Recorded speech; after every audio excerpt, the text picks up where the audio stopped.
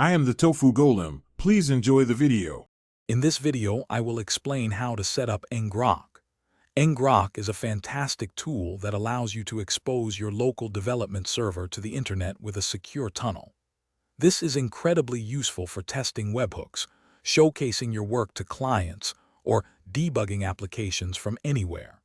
We will walk through the entire process, from downloading the application to starting your first secure tunnel, in just a few simple steps. The first step is to download Ngrok.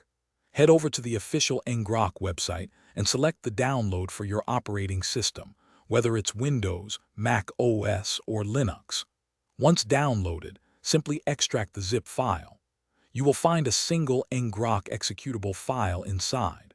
For convenience, consider moving this executable to a directory that is already in your system's path, allowing you to run Ngrok commands from any terminal location. Next, you need to authenticate your Ngrok client.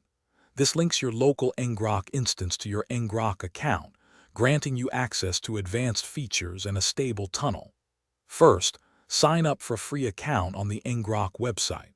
After logging in, navigate to your dashboard to find your unique auth token. Then, open your terminal and run the command ngrok auth token followed by your specific token. This only needs to be done once per machine. With Ngrok authenticated, you are ready to start your first tunnel. Open your terminal and ensure you are in the directory where the Ngrok executable is located, or that Ngrok is in your path.